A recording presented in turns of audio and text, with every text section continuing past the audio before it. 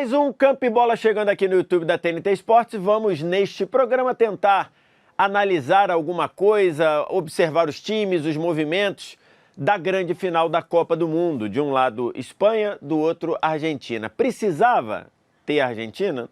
Não precisava, mas ela está lá, mereceu, se recusou a ser eliminada, então a gente está aqui fazendo esse programa. Então, depois da vinheta, tem Campo e Bola de Espanha e Argentina.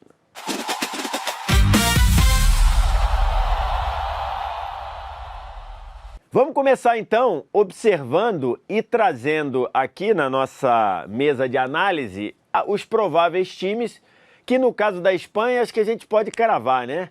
É o time que vai começar jogando, não tem muito sentido o Luis de la Fuente na final mudar alguma coisa, né? O Nico Williams não é o jogador que foi na Euro, tá voltando de lesão, ainda não tá legal.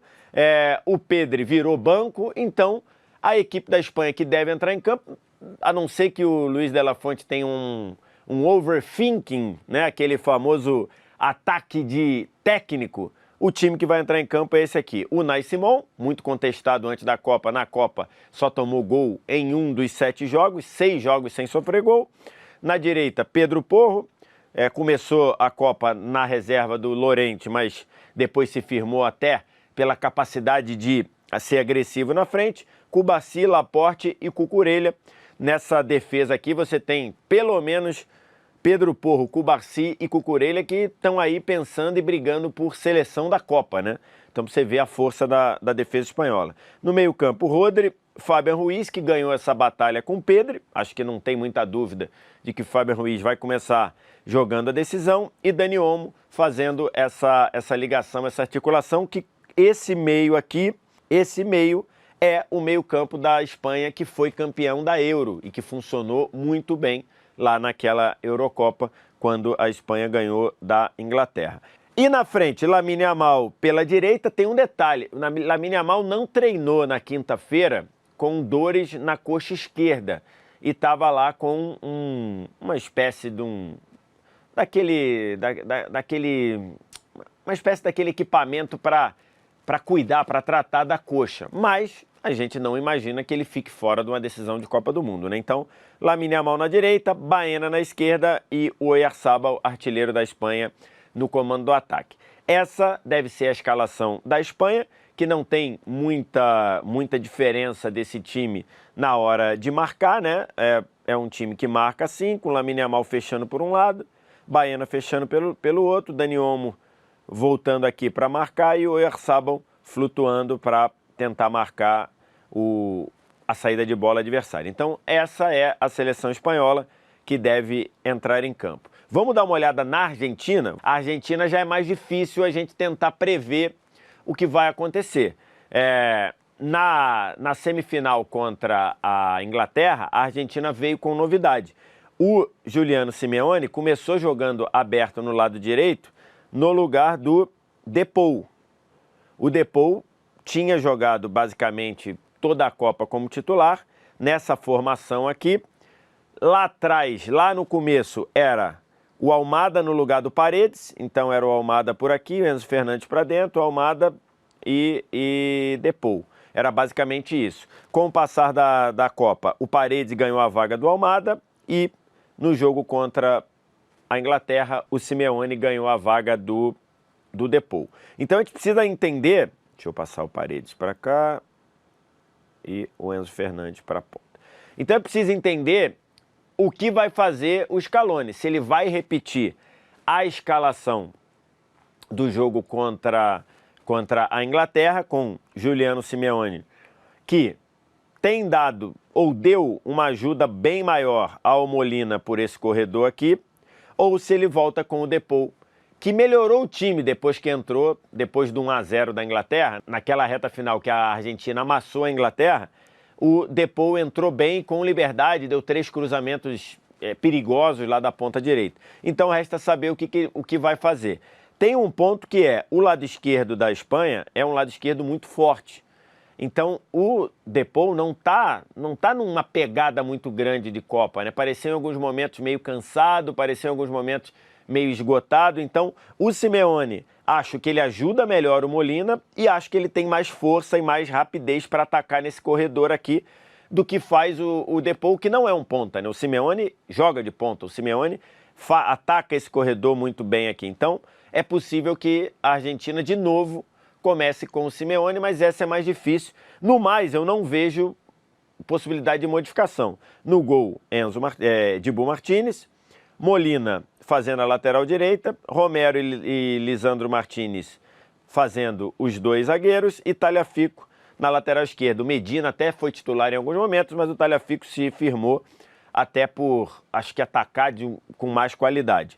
Aí tem a dúvida de Simeone, de Juliano Simeone ou Depou aqui, mas o resto é McAllister e Paredes. O Paredes acho que não sai do time, passou a ser um jogador de muita confiança, apesar de no jogo contra a Inglaterra ele ter sido sacado, né? Apesar de no jogo contra a Inglaterra o Scaloni ter tirado o Paredes para botar o Nico Gonzalez, para começo de jogo o Paredes começa jogando e o Enzo Fernandes por aqui, na frente Messi com liberdade e o Julián Álvares jogando como esse atacante mais avançado. Essa deve ser a Argentina para começar jogando. Tem um ponto aqui que é muito importante do confronto tático, que é o que eu já vou trazer, que é o seguinte, vou incluir a Espanha aqui, tá? No momento defensivo contra a Inglaterra, como é que a Argentina funcionou? A Argentina passou a trabalhar com 5 jogadores no meio-campo. Por quê? Porque o Julián Álvares voltou fechando o lado esquerdo. Então, essa foi a formação da Argentina no momento defensivo contra a Inglaterra. Você tinha 5 jogadores no meio-campo, Juliano Simeone à direita, McAllister, Paredes e Enzo Fernandes por dentro e Julián Álvares fechando o lado esquerdo. O Julián Álvares saía da posição, no momento defensivo, saía da posição de atacante para vir fechar o lado esquerdo para ajudar o Tagliafico, especialmente porque por ali tinha o apoio do Reece James e o Morgan Rogers tendo muito volume por aquele lado. Se a Argentina fizer isso de novo, o Julián Álvares fechar o lado esquerdo, a Argentina vai ter um problema por dentro, na saída de bola, porque vai ser só o Messi aqui, o Messi começou o jogo como falso 9, e aí o Messi vai ter que, por dentro, fazer pressão em muita gente. Ele vai ter que fazer pressão no passe do Laporte ou do Cubarsí, 2 zagueiros excelentes na saída de bola, e eventualmente vai ter que fazer pressão ou no Rodri ou no Fabián Ruiz, quase sempre o Rodri. Então, assim, é um problema para o Scaloni achar esse ajuste aqui. Se o Julián Álvares fizer, até porque a Espanha ataca com Yamal e Pedro Porro por esse lado, talvez ele peça para o Julián Álvares fazer esse papel para ajudar o Tagliafico. E aí vai sobrar pouca gente aqui no meio para pressionar quem faz a saída de bola da Espanha. E a saída de bola da Espanha é preponderante para o jogo da Espanha. Inclusive a França não conseguiu, a França não teve ritmo no jogo, o Mbappé falou sobre isso depois, justamente por quê? Porque todo mundo que fazia a saída de bola da Espanha estava muito confortável. O Cubarsí jogou sem ser pressionado, o Rodri fez um jogaço, o Fabián Ruiz fez um jogaço, todos eles sem conseguirem ser pressionados. Então isso é um motivo de preocupação para a Argentina. Outra questão importante que a Argentina precisa tomar conta é o seguinte. A Espanha, ela ataca muito pelos lados e ela faz 2 movimentos diferentes dependendo de cada um dos lados. Aqui pela direita, o Yamal, ele leva a jogada sempre para o 1 contra 1. Ele sempre vai procurar, ou quase sempre, vai procurar a jogada do 1 contra 1 por aqui, e aí ele acaba abrindo o corredor, ele acaba ocupando o corredor e abrindo o meio para o apoio do Pedro Porro. Se você for ver, o Pedro Porro faz esse movimento muito forte, inclusive no gol contra a França. O gol contra a França tem o Lamine Yamal aberto aqui na direita, fixando o marcador. Você tem o Dani Olmo fazendo esse movimento para a meia-lua, e você tem o Oyarzabal fazendo o movimento contrário, de sair. E aí, exatamente nesse movimento, que sai o gol contra a França. O Pedro Porro já estava aqui. Quando o Oyarzabal faz esse movimento de puxar um defensor para fora da área. O Dani Olmo já estava lá dentro da área. E aí, foi exatamente nesse espaço que o Pedro Porro espetou a bola no Dani Olmo, recebeu de volta e estava na área para finalizar. Então, assim, esse movimento é um movimento muito importante que a Argentina vai precisar marcar. Talvez por isso, no jogo, o Julián Álvares tenha que voltar para marcar e ajudar muito nessa contenção do Pedro Porro, que é um movimento que a Espanha faz muito por esse lado direito, do lateral do Pedro Porro. Deixa eu voltar tudo aqui para cá, apaga tudo. Que é o movimento do Pedro Porro atacar pelo meio e o Yamal fazer a jogada pela ponta. Do lado esquerdo é um pouco diferente. Por quê? Porque o Baena, ele tá jogando aberto na esquerda, com o Nico Williams não estando funcionando bem, né? Não se recuperou, mas o Baena tem a tendência a afunilar. O Baena tem a tendência de vir por dentro. E aí o que ele faz? Ele abre o corredor para o apoio do Cucurella. O Cucurella vai trabalhar nesse corredor todo aqui. E aí, por isso que é importante a presença do Giuliano Simeone aqui para bater de frente com o Cucurella. Porque o Depou não tem feito uma grande Copa do Mundo. O Depou não tem, principalmente na entrega, o Depou não tem feito uma grande Copa do Mundo. Então, esse aqui é um movimento do lado esquerdo da Espanha. O Baena começa normalmente na ponta, mas ele afunila, ele vem para dentro. Ele vem para dentro. E aí abre o corredor. Se ele traz o Molina, abre o corredor para o Cucurella atacar. O Cucurella, que tem assistência já na Copa, é um cara que ataca muito bem o corredor. Nesse ponto você vai precisar de alguém que tenha pulmão, tenha força para acompanhar o Cucurella. Essas são duas batalhas táticas muito importantes que a Argentina precisa ajustar, pensando nesse jogo da Espanha pelos lados, que é um jogo muito forte. Pelo lado direito, Yamal colado na linha lateral e Pedro Porro atacando pelo meio. E pelo lado esquerdo, Baena funilando para dentro e o Cucurella atacando o corredor. E aí a Argentina vai ter que se virar para, por dentro, conseguir pressionar ou conseguir atrapalhar a posse de bola da Espanha. Aí realmente é um problema, especialmente se a Espanha sair na frente. Se a Espanha sair na frente, a capacidade de condução de bola, de circulação de bola desse trio aqui, Fabián Ruiz, Rodri e Dani Olmo, vai deixar a Argentina numa situação complicada. Se no jogo da semifinal a Inglaterra recuou tanto que deu à Argentina o campo que ela queria, se a Espanha sai na frente como saiu a Inglaterra, a Argentina provavelmente vai estar em maus lençóis, porque a Espanha não vai abrir mão da bola. A Espanha não vai rifar a bola. A Espanha vai continuar tentando ter a bola, não para aumentar para 2-0, mas vai tentar continuar tendo a bola para se defender. E aí é um problema, porque você vai ter que subir pressão com jogadores que nessa Copa não estão muito prontos para encaixar pressão. A marcação alta da Argentina nessa Copa não foi eficiente. O Enzo Fernandes jogou pra caramba na semifinal, mas não fazia uma boa Copa. O McAllister até fazia uma Copa melhor do que Depou e do que Enzo, mas ainda assim não era o jogador com a vitalidade que tinha. O Paredes, ele é muito bom no choque, no 1 contra 1, mas ele não é tão bom fazendo perseguições longas. Então, um foco do jogo para a Argentina é não deixar em hipótese nenhuma a Espanha sair na frente. Porque a Argentina de viradas nessa Copa virou contra o Egito, virou contra a Suíça, virou contra a Inglaterra. Para virar o jogo contra a Espanha é um problemaço. Então acho que isso é o que deve estar quebrando a cabeça do Scaloni. Você conseguir subir a pressão, ainda mais tendo o Messi na frente, subir a pressão para ser muito efetiva na capacidade de tirar a bola ou de pressionar ou de forçar erro da Espanha. Agora analisando o lado da Argentina, do que a Argentina pode fazer com bola, tem o grande problema da seleção espanhola, lógico, se chama Lionel Messi. Ah, mas o Lionel Messi tá velho, o Lionel Messi tem 39 anos. Cara, você tá vendo a Copa que o Lionel Messi tá fazendo?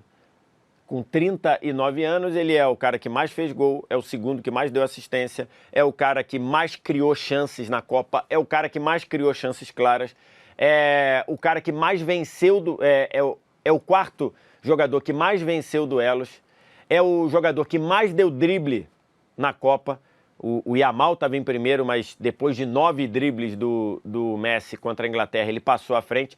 Então, assim, tudo do jogo da Argentina passa pelo Lionel Messi. E aí você precisa ter muito bem ajustado os movimentos que você vai fazer para não deixar o Lionel Messi impactar no jogo da maneira como ele fez contra a Inglaterra. O primeiro gol, por exemplo, o gol de empate do Enzo Fernandes, que muita gente analisou como um passe fácil do Messi, é importante fazer a análise tática desse gol e entender o quanto o Messi impactou para gerar a finalização livre do Enzo Fernandes. Vou tentar reproduzir aqui. Aqui, mais ou menos, a configuração de como estava a área da Inglaterra no momento do primeiro gol.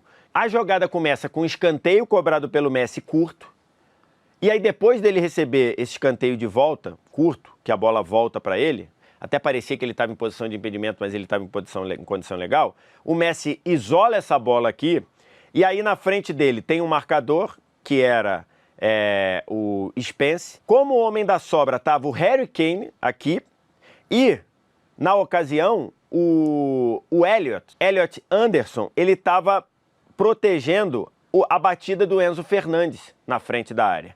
E aí o que fez o Messi? O Messi esperou.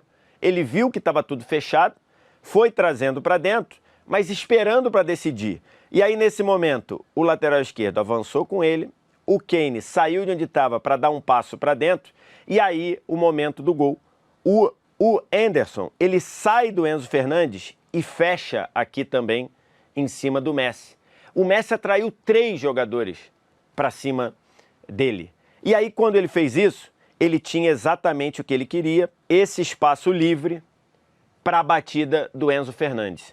Então, o gol só sai porque o Messi soube exatamente o tempo certo de dar o passe e exatamente os movimentos que ele precisava para atrair a marcação. Quando fecharam 3 em cima do Messi, ele estava livre para fingir que ia trazer para dentro, ou para bater ou para cruzar, e aí depois ele dá o passe que chega no Enzo Fernandes, e o Enzo Fernandes está livre para bater. Então, a movimentação do Messi, ela vai ser um tormento para a Espanha e para qualquer time da Copa do Mundo, porque o Messi está jogando demais, o Messi está fazendo uma Copa espetacular e a Espanha precisa ter muita atenção no que fazer. Numa situação normal, eu imagino que o Cucurella seja um cara que marque o Messi, não vou dizer na individual, mas quase na individual, no famoso encaixe, marcando para não deixar o Messi ter espaço para pensar, espaço para acelerar. Então o Cucurella ficando muito em cima dele e o Fabian Ruiz fazendo esse papel de ajudar. Quando a Argentina tiver a bola, o Fabian Ruiz fazer esse papel de ser uma espécie de segurança ali do Cucurella, porque como o Messi está jogando, com a capacidade de flutuar para dentro, com a capacidade de procurar a ponta, a gente está vendo nessa Copa um Messi ponta lembrando o começo no Barcelona. Você só deixando o Cucurella, apesar do Cucurella estar fazendo uma ótima Copa e ser um excelente marcador, eu acho que é pouco, é muito arriscado você deixar só o Cucurella. Então eu imagino que o Cucurella esteja nesse encaixe com o Messi e o Fabian Ruiz sempre de olho para tentar ajudar. E aí todo o time da Espanha estando muito ligado para fazer esse movimento voltado para o seu lado esquerdo, pensando em buscar e cobrir eventuais genialidades do Messi. O outro lado tem o Julián Álvares. O Enzo Fernandes não apoia tanto por aqui, apoia mais por dentro. Por isso que quando o Nico Gonzalez entra, a Argentina sempre melhora muito. Desse lado esquerdo da Argentina, a Argentina não deve oferecer tanto perigo assim.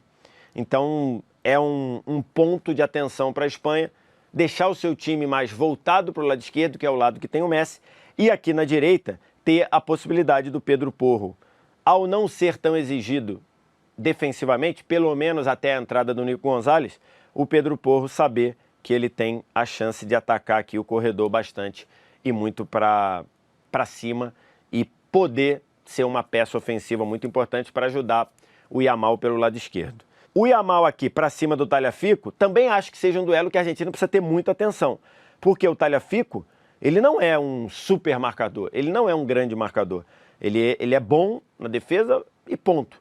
Inclusive o Tagliafico é melhor atacando do que defendendo. O Yamal para cima dele no 1 contra 1, o Yamal ainda, a gente esperando ainda o grande jogo do Yamal na Copa, tem a questão aí dessa lesão na coxa, não treinou na quinta, enfim, acho que aqui é um motivo de atenção também.